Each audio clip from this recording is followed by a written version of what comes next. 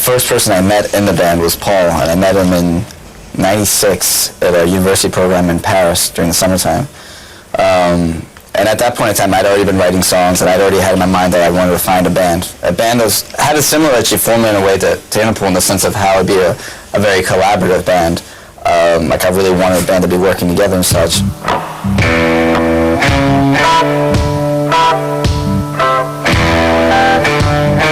We didn't really speak that much during that summertime. We hung out here and there, and we had a few classes together, but he told me he played guitar and sang, and I sort of filed it away in my head for another time. And then I guess I met, the first person I started playing with was our first drummer, Greg, and we just started playing some songs I had for a while, very casually. We weren't even so much in the mind frame of forming a band. But after some time, the songs were developing, going somewhere, and I met Carlos in the classroom at the same university in New York, and I just struck up a conversation one day with him about music, and it turns out that he used to play guitar, and I told him about the music that I'd been working on with our first drummer, and he seemed into coming down. He didn't play guitar anymore, and I had a bass, so he said, yeah, I'll come down and, I'll play your bass. That was that, we worked on probably like 6 songs before we decided, we need another guitarist and we need a singer. And then one day, casually on the street, I ran into Paul, and I remember that I met him, I remember that he sang and played guitar, and told him about the band. I invited him down to check it out, and he liked what he heard, I suppose. But we didn't even hear him sing at that point in time. He just kind of came down and said, yeah, it's pretty good. And then he left like the next day for like 3 months. And I remember us being like, yeah, wow, we found a singer, we found the band is complete, but after like a month or two, I was like, I wonder if he'll call again, and I wonder what he sounds like even. But then when he came back, over the summertime, he called and came down, and the rest is history. Boom.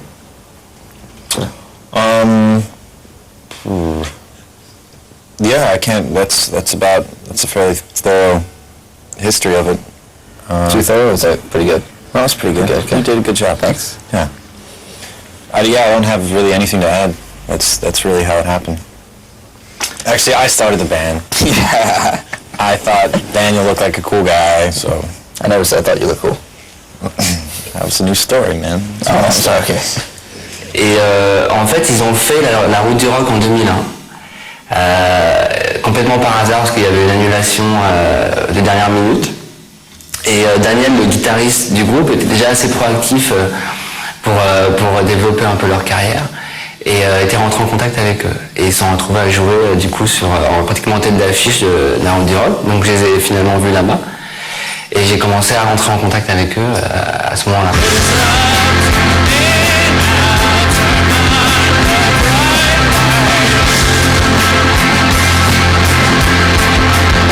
Il y a eu un phénomène d'affection très forte entre le public français et Interpol dès le départ en fait. Parce que cette prestation à la route du rock a été un énorme succès. Et donc du coup ils ont vraiment pris attention à ce qui se passait en Europe. C'est aussi le genre de groupe new-yorkais qui sont assez attachés au continent européen.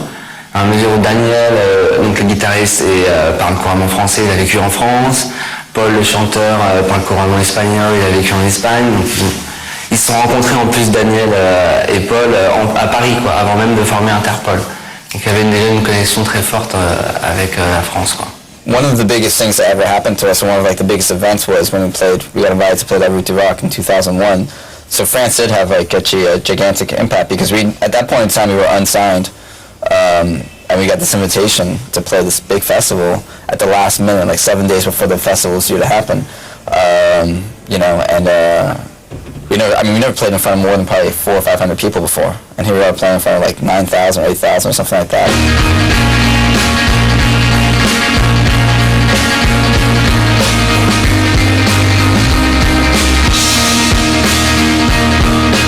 And from that moment on, like France it felt like embraced us, sort of gave us our beginnings. And it was the first place that we sort of had buzz, even beyond like America in a lot of ways. But then also on a personal level, for me, I lived in France for 5 years as a child, so France does have a strong. It is a big part of me, and I spoke French pretty much. I spoke French better than English until the age of 11. So yeah, it's nice that the connection goes back to France with the band as well, for me. Yeah.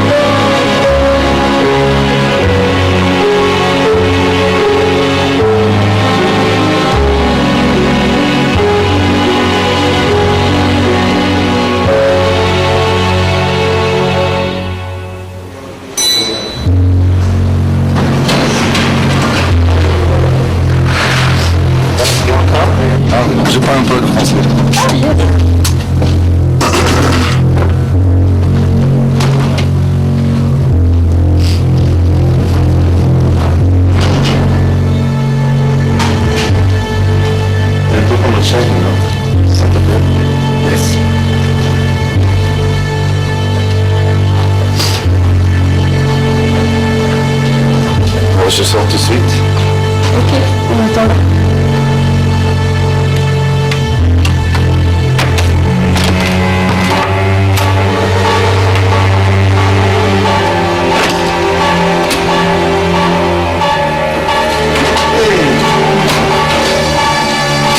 Where do you go? What do you mean? En français, dis-moi en français. Où vas-tu? Maintenant, je descends. Je ne sais pas, je pense que nous allons faire une fin. Pour les dédicaces. Oui. Dédicaces. Dédicaces, les autographes, c'est Absolument. oui. Would you say that? In a conversation, right? I saw him in the bear trap. Did you show the wound? No, that's the one win.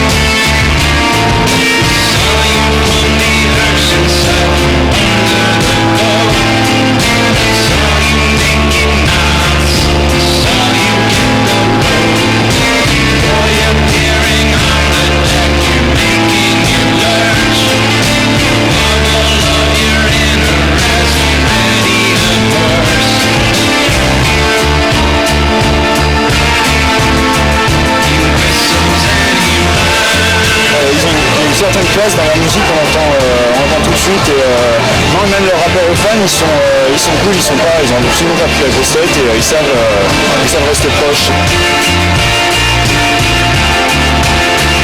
C'est vraiment un groupe, une entité à part entière, quoi. C'est pas un leader et des musiciens.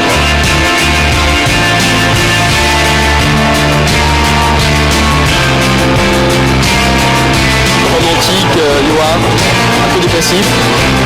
Du passage techno joyeux, non?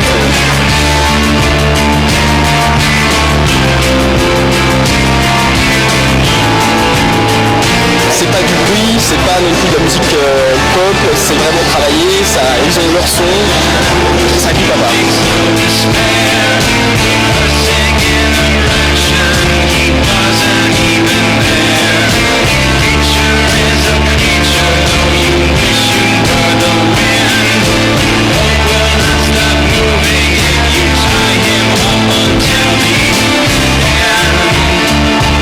I personally don't relate to it. The only autograph I ever asked for was John McEnroe's brother, Patrick? Yeah, I went to see a tennis exhibition match. Yeah, and my brother and I waited by the side of the court at the end of it, and I got that autograph. And I think I lost it a day later. But for me, yeah, never really. I don't know what the significance is of having an autograph. But I enjoy doing it because if it means something to a fan, it's not that much work for us.